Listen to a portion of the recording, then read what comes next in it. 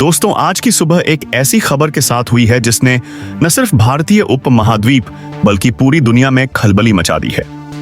जब आप और हम और दुनिया का एक बड़ा हिस्सा अपनी गहरी नींद में था, जब घड़ियों की सुइयां आधी रात का इशारा कर रही थीं, ठीक उसी वक्त भारत के जाबांजों ने एक ऐसा इतिहास लिख दिया है जिसकी गूंज आने वाले कई दशकों तक सुनाई देगी। यह कोई सामान्य सुबह ही नहीं है दोस्तों, यह वह सुबह है जो एक तूफानी रात के बाद आई है।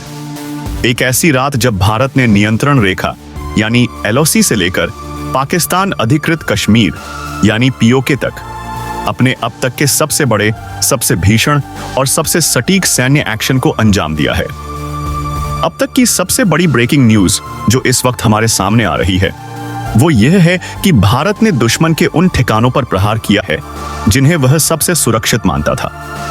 यह हमला इतना अचानक और इतना व्यापक था कि दुश्मन को संभलने का, पलक झपकने का भी मौका नहीं मिला। सोचिए जरा उस मंजर के बारे में जब चारों तरफ सन्नाटा हो और अचानक आसमान से आग बरसने लगे। आज हम आपको इस पूरी कार्यवाही की एक एक परत खोलकर बताएंगे। हम आपको बताएंगे कि आखिर उस रात क्या हुआ, क्यों हुआ और इसके मायने क्या हैं। दोस्तों, इस कहानी की शुरुआत दरअसल बीते 48 घंटों से हो रही थी, जब हम और आप अपने रोजमर्रा के कामों में व्यस्त थे।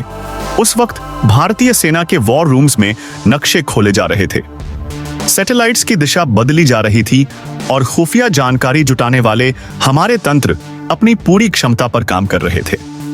खबर यह थी कि POK से लेकर LOC तक पाकिस्तान लगातार अपनी सैन्य तैनाती बढ़ा रहा था।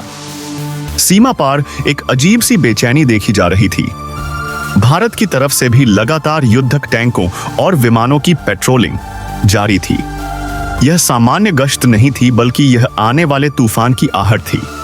बीते 2 दिनों से भारतीय एजेंसियां लगातार उन खास ठिकानों को नोटिस कर रही थी, उनकी निगरानी कर रही थी जहां से भारत के खिलाफ साजिशों का ताना बाना बुना जा रहा था।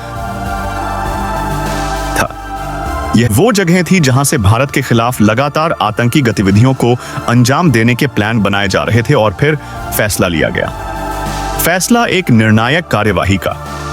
जब पूरी दुनिया सो रही थी, उस वक्त पाकिस्तान भी बड़े चैन की नींद सो रहा था। शायद उन्हें इस बात का गुमान था या गलतफहमी थी कि भारत अब भी कोई बड़ा कदम नहीं उठाएगा। उन्हें लग रहा था कि भारत अभी भी पुराने ढर्रे पर ही चलेगा। उन्हें लग रहा था कि हाल ही में जो तनाव बढ़ा है उसमें भारत को अपनी स्थिति सुधारने में या कोई भी जवाबी कार्यवाही प्लान करने में कम से कम 10 से 12 दिन का समय लगेगा। यही उनकी सबसे बड़ी भूल साबित हुई। भारत ने इस बार अपनी चाल पूरी तरह पलट दी।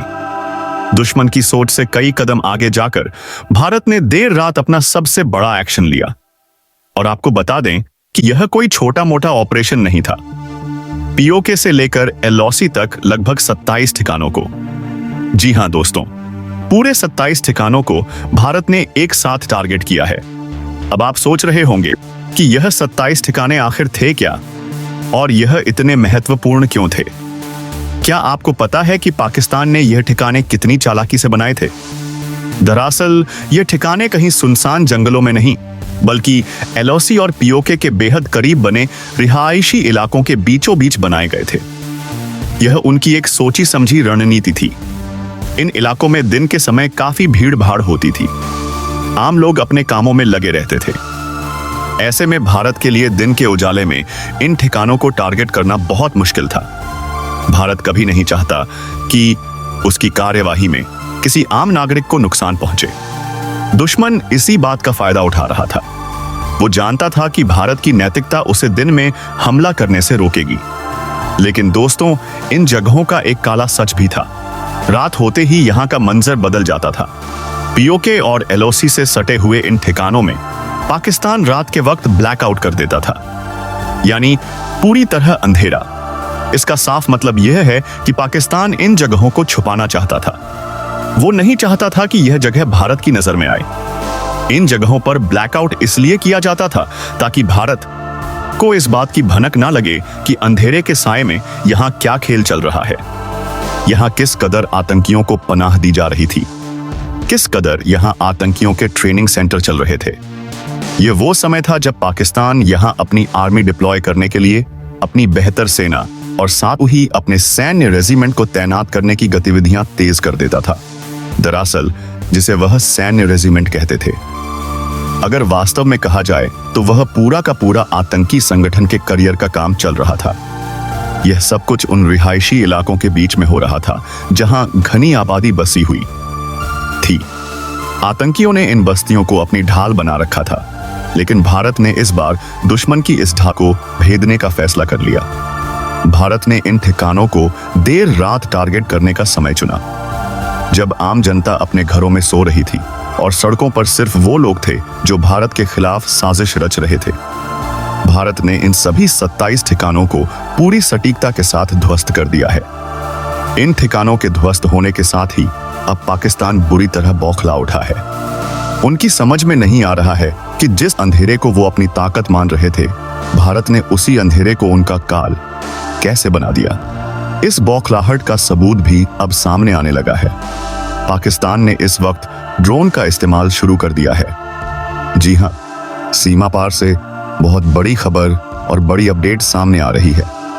पाकिस्तान की तरफ से जवाबी कार्रवाई करने की एक हताश कोशिश की गई है, या फिर यूं कह लीजिए कि भारत के इस भीषण एक्शन पर पलटवार करने की एक नाकाम कोशिश की गई है।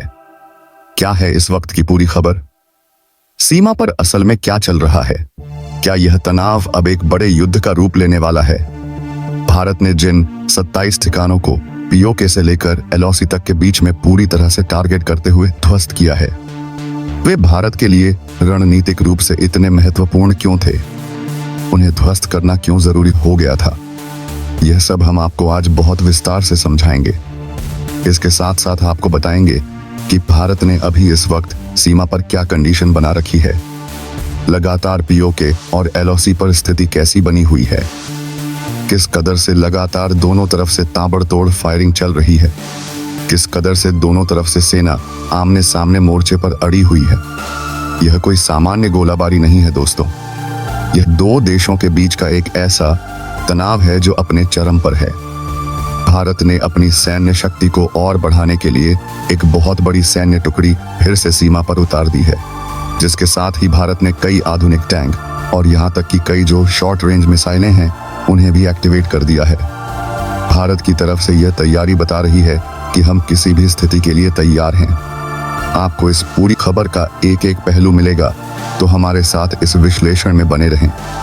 दोस्तों, भारत ने इस बार जो किया है वह सिर्फ सैन्य बल का प्रदर्शन नहीं है, बल्कि यह एक तकनीकी युद्ध का भी बेहतरीन उदाहरण है। भारत ने न सिर्फ इस वक्त अपने सैन्य मोर्चे को आगे किया है, बल्कि अपनी टेक्निकल क्षमता और अपनी विशेषज्ञ टीमों का पूरा इस्तेमाल किया है। क्या आपको पता है कि इस हमले से पहले क्या तैयारी की गई थी? सैटेलाइट इमेज की मदद से भारत ने पूरे उस इलाके का एक 3D मैप क्रिएट किया था। जी हाँ, एक ऐसा नक्शा जिसमें दुश्मन की हर एक हरकत, हर एक बंकर, हर एक सुरंग साफ दिखाई दे रही थी। भारत ने दरअसल इन्हीं नक्शों के आधार पर इन 27 पॉइंट्स को ट्रिगर किया था। यह वो जगहें थी जहां से भारत पर साजिशें रची जा रही थी। भारत ने इन 27 जगहों की पहचान की थी जहां से बंकर और सुरंग के रास्ते आतंकी भारत में दाखिल होने की कोशिश करते थे। सोचिए जरा, जमीन के नीचे बनी वो सुरंगें जिनका इस्तेमाल करके आतंकी हमारी सीमा में घुसपैठ करते थे और हमारे देश में खून खराबा फैलाते थे। यह वो ठिकाने हैं जहां पर आतंकी ना सिर्फ पलते थे, न सिर्फ यह उनके पनाहगार होते थे, बल्कि यह उनका मुख्य ट्रेनिंग सेंटर भी था। यह सेंटर एलओसी से बेहद करीब थे और यहीं से उन्हें हथियार चलाने की, बम बनाने की ट्रेनिंग देकर भारत भेजा जाने की तैयारी की जाती थी। दरअसल खुफिया एजेंसियों को खबर मिली थी कि यहाँ पर बहुत भारी मात्रा में हथियारों का जखीरा भी जमा किया गया है। भारत को इस बात की पुख्ता खबर थी। दरअसल यहाँ पर बता दें कि की पूरी सैन्य रेजिमेंट की तरह आतंकियों ने अपना अड्डा बना रखा था। उनके पास वो सब कुछ था जो एक फौज के पास होता है, और इन अड्डों को भारत ने पहले ही अपनी हिट लिस्ट में डाल रखा था। दोस्तों, आपको याद होगा दिल्ली में जो कुछ हुआ, जो साजिशें रची गईं, यह वही अड्डे हैं जहां से दिल्ली हमले की साजिश रची गई थी। इन अड्डों पर ही दिल्ली हमले को लेकर के पूरे पूरे प्लान किए गए थे। कौन कहां जाएगा, किसे निशाना बनाया जाएगा, किस तरह से इसे एग्जीक्यूट करना है, यह सब प्लानिंग इन्हीं 27 ठिकानों में से चलाई जा रही थी। इस बात की भनक भारत को पहले ही लग चुकी थी। हमारी एजेंसियां इन पर लगातार नजर बनाए हुए थीं। लेकिन इसके बावजूद भारत ने तुरंत कार्रवाई नहीं की। भारत ने पूरे 48 घंटे तक इसका इंतजार किया। अब आप पूछेंगे कि इंतजार क्यों? जब पता था तो हमला क्यों नहीं किया? यही तो भारत की रणनीति है। भारत ने लगातार इनकी एक एक लोकेशन को ट्रैक किया।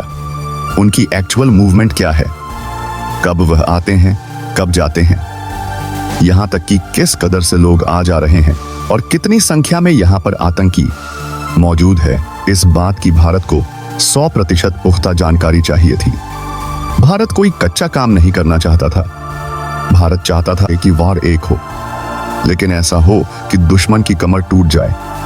इस वजह से भारत ने सब्र के साथ इंतजार किया और बिना किसी को भनक दिए, बिना कोई शोर मचाए, इन 27 ठिकानों के ऊपर बहुत बड़ी कार्यवाही का फाइनल प्लान तैयार किया। और भारत ने हमला तब किया जब यह रिहायशी इलाकों के बीच बने सेंटर पूरी तरीके से शांत क्षेत्र में थे, यानी रात के वक्त, क्योंकि दिन में यहाँ पर चहल पहल हो रही थी। और चहल पहल के बीच अगर भारत की तरफ से कोई बड़ा एक्शन लिया जाता तो वहां से आम नागरिकों को नुकसान हो सकता था। भारत अपनी लड़ाई आतंकियों से लड़ रहा है, आम लोगों से नहीं। इसलिए भारत ने पूरा का पूरा स्थिति समझते हुए और थामते हुए देर रात इन जगहों को अपने आधुनिक ड्रोन्स और मिसाइलों के जरिए निशाना बनाया है। दरअसल यह ड्रोन जो भारत इस्तेमाल कर रहा है, यह सिर्फ विजुअल्स को क्रिएट नहीं करते, सिर्फ वीडियो नहीं बनाते, बल्कि साथ साथ यह भी बताते हैं कि वह करेक्टली टारगेट तक पहुंच चुके हैं या नहीं। यह लेजर गाइडेड सिस्टम से लैस होते हैं। इसके बाद ही भारत ने इन्हें स्ट्राइक किया।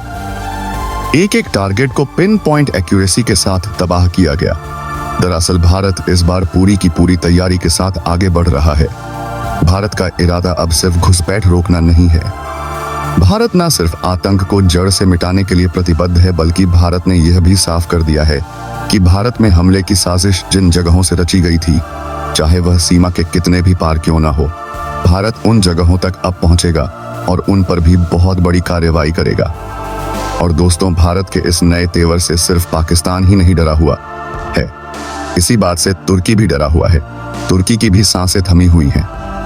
अब आप सोचेंगे कि इसमें तुर्की कहां से आ गया, तो आपको बता दें कि भारत ने पहले ही शुरुआत में स्पष्ट करते हुए कहा था कि भारत में जो दिल्ली में जो सब कुछ हुआ, उसकी हमले की तैयारी और साजिशों का पूरा प्लान तुर्की के अंदर भी रचा गया था। वहां भी इसके तार जुड़े हुए थे और यहीं पर इन्हें कई जगहों पर ट्रेनिंग और किस कदर से भारत तक पहुंचना है, इस बात को लेकर के ट्रेनिंग भी दी गई थी। और इसीलिए यह स्लीपर सेल्स बाद में एक्टिवेट किए गए। भारत अब इन सभी कनेक्शनों को खंगाल रहा है और जरूरत पड़ी तो कार्यवाही का दायरा और भी बढ़ सकता है। लेकिन इस वक्त अब बॉर्डर पर बहुत बड़ी भारत की तरफ से हलचल शुरू हो चुकी है। जो रात में हुआ वह तो बस एक शुरुआत थी।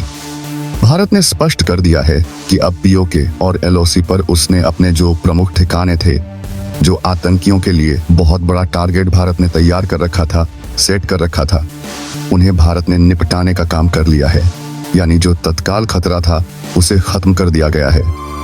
लेकिन क्या बात यहीं खत्म हो जाती है? बिल्कुल नहीं। अभी भी भारत की तरफ से यह एक्शन थमने वाला नहीं है। भारत ने साफ कहा है कि पीओके और एलओसी पर भारत जो शांति चाहता था, भारत जिस चीज की दरकार पहले कर रहा था, अब शायद वह संभव नहीं हो पाएगी, क्योंकि हालात अब बदल चुके हैं। भारत ने साफ किया है कि भारत के साथ जो किया गया है, जो साजिशें रची गई हैं, उसका बदला, उसका पलटवार भारत जरूर करेगा। और अब भारत रक्षात्मक नहीं बल्कि आक्रामक मुद्रा में है। और इस बात को लेकर के दुनिया के सबसे ताकतवर देश अमेरिका ने बीते एक दिन पहले ही चेतावनी दी थी। अमेरिका को भी आभास हो गया था कि कुछ बड़ा होने वाला है। अमेरिका की तरफ से अलर्ट जारी किया गया था। अमेरिका ने साफ कहा था कि उनकी इंटेलिजेंस की तरफ से कई बड़े दावे किए गए थे कि भारत की तरफ से तैयारियां पुख्ता की जा रही हैं और यह तैयारियां काफी हद तक आगे बढ़ती हुई एलओसी की तरफ दिखाई दे रही हैं। एलओसी की तरफ सैटेलाइट इमेज ने साफ किया था कि भारत न सिर्फ अपने आर्टिलरीज के साथ, अपनी तोपों के साथ, बल्कि अपने भारी भरकम युद्धक टैंकों और कई मिसाइलों की रेजिमेंट के साथ आगे बढ़ रहा है। यह एक पूर्ण युद्ध की तैयारी जैसा मंजर था, जिसमें भारत न सिर्फ अपने सामान्य आरपीएफ, सीआरपीएफ जैसी पैरामिलिट्री फोर्सेस का इस्तेमाल कर रहा है, बल्कि भारत अपने बीएसएफ और सबसे खास बात अपनी कई स्पेशल कमांडो फोर्सेस के साथ भी अपनी अपनी तैयारी को आगे बढ़ा रहा है। जब स्पेशल फोर्सेस मोर्चे पर आती हैं, तो इसका मतलब होता है कि मिशन बहुत गहरा और बहुत खतरनाक है। और इस खबर के आने के साथ ही अब पूरी दुनिया में एक बात साफ हो चुकी है कि भारत अभी भी अपनी स्थिति को पूरी तरीके से साफ नहीं कर रहा है। भारत के पत्ते अभी भी पूरी तरह खुले नहीं है। भारत अभी भी लगातार कई और ठिकानों पर निशाने बनाने की तैयारी कर रहा है। दुश्मन अभी भी इस असमंजस में है कि अगला वार कहां होगा। और दोस्तों, इसी बीच पीओके को लेकर के भी बहुत बड़ी खबर सामने आ रही है। यह खबर ऐसी है जो पाकिस्तान के हुक्मरानों की नींद उड़ाने के लिए काफी है।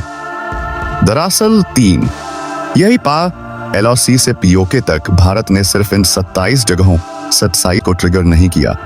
27 सिर्फ हवाई हमले नहीं किए, बल्कि साथ ही साथ भारत ने पीओके पर अपनी सेना उतारने का भी काम किया है। जी हाँ, आपने बिल्कुल सही सुना। जमीनी कार्यवाही बता दें कि पीओके में भारत की सेना जो इस वक्त मौजूद थी, जो स्पेशल फोर्सेस की टुकड़ियां थी, वह लगभग पीओके में 24 किलोमीटर अंदर तक पहुंच चुकी हैं। क्या आपको अंदाजा है कि 24 किलोमीटर अंदर घुसना क्या मायने रखता है? यह कोई छोटी मोटी दूरी नहीं है। यानी कि पीओके में एक बड़े हिस्से पर भारतीय सेना उतर चुकी है, जो कि इस वक्त पूरे के पूरे अब मोर्चे को संभाल रही है। यह पाकिस्तान की संप्रभुता पर एक करारा तमाचा है।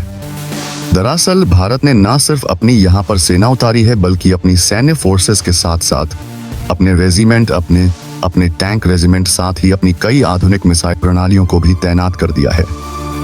इनमें आकाश जैसी एयर डिफेंस मिसाइलें शामिल हैं, जो दुश्मन के किसी भी हवाई हमले को हवा में ही नष्ट कर सकती हैं, और साथ ही ब्रह्मोस जैसी ताकतवर क्रूज मिसाइल, जो कि शॉर्ट रेंज की दुनिया की सबसे बेहतरीन मिसाइलों में से एक है, इन्हें भी तैनात किया गया है। ब्रह्मोस की तैनाती का मतलब है कि दुश्मन का कोई भी ठिकाना अब सुरक्षित नहीं है। इसका साफ मतलब यह है कि भारत किसी भी तरीके की अनहोनी और किसी भी तरीके के पलटवार के लिए पूरी तरीके से तैयार है। भारत ने अपनी सुरक्षा का एक अभेद्य किला बना लिया है। वहीं भारत की एयरफोर्स को भी हाई अलर्ट में रखा गया है। हमारे फाइटर जेट्स किसी भी क्षण उड़ान भरने के लिए तैयार हैं।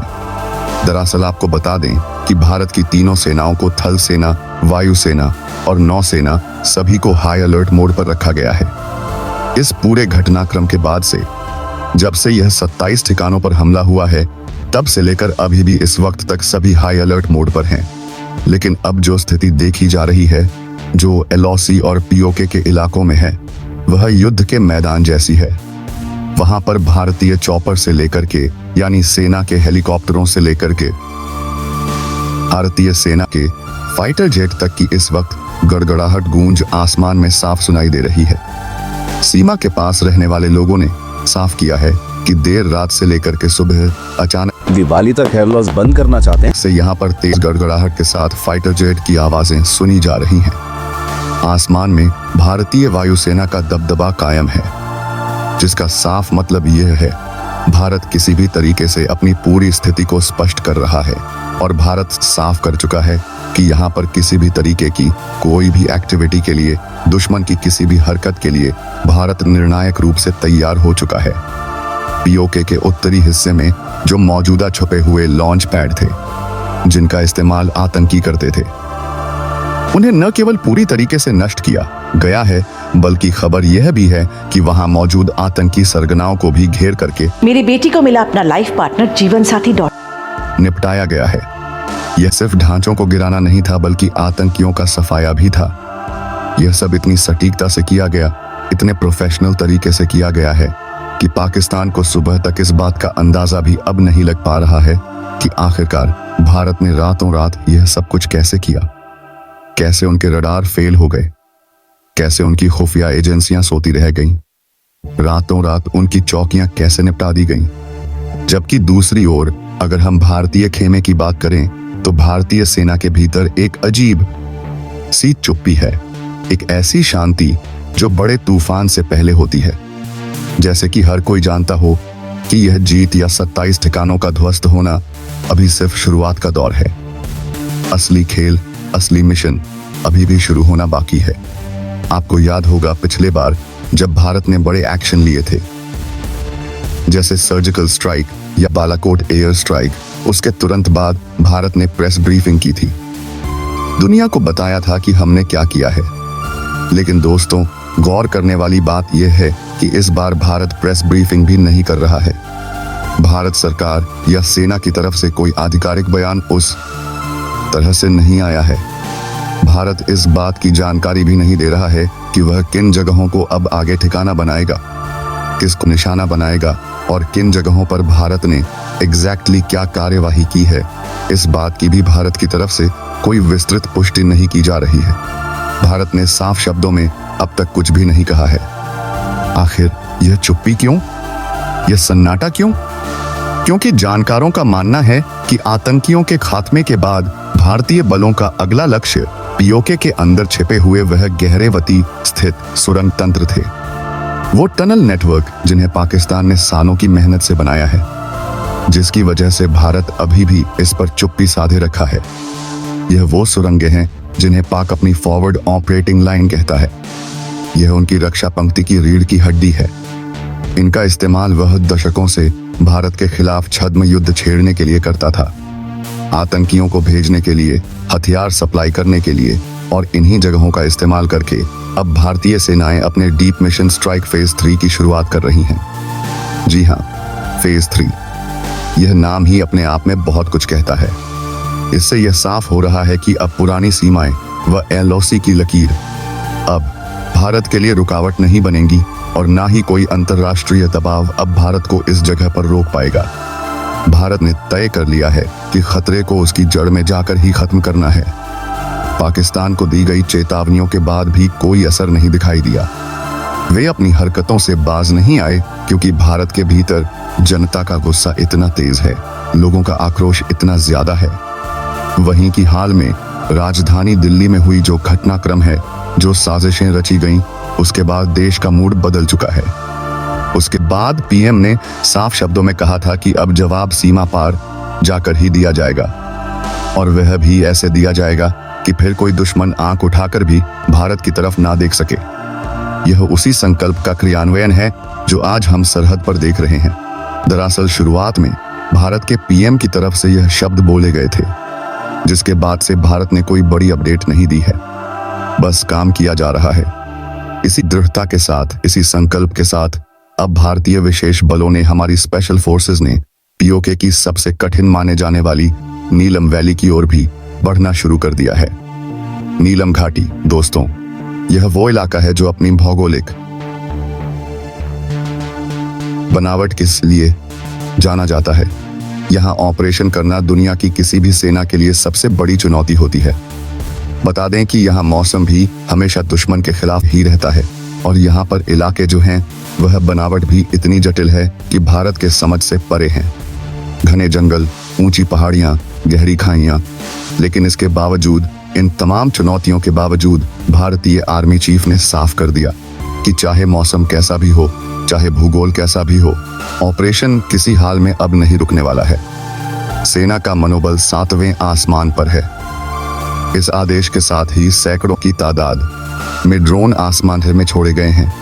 यह ड्रोन घाटी के चप्पे चप्पे पर नजर रख रहे हैं, और साथ ही साथ 3D नक्शे, 3D मैपिंग की जा रही है इन इलाकों की, जो कि रियल टाइम में, यानी बिल्कुल उसी वक्त दुश्मन के हर एक मोमेंट पर नजर भी रखी जा रही है। तकनीक का ऐसा इस्तेमाल पहले कभी नहीं देखा गया, और यही वजह थी कि पाकिस्तान की फॉरवर्ड यूनिट, उनकी जो अग्रिम टुकड़ियां थीं, जब भारतीय प्रगति को रोकने के मुकाबले में उतरी, जब उन्होंने भारतीय सेना का रास्ता रोकने की कोशिश की, तो उन्हें यह भी समझ में नहीं आया कि भारतीय सेना उनके हर कदम से 2 मिनट पहले कैसे वाकिफ हो रही है। भारतीय सैनिकों को पहले से पता था कि दुश्मन कहाँ छिपा है, कहाँ से फायर करेगा। दरअसल भारत के पास इस वक्त 3D मैपिंग का पूरा आंकड़ा मौजूद है जो उन्हें युद्ध के मैदान में भगवान जैसी शक्ति दे रहा है।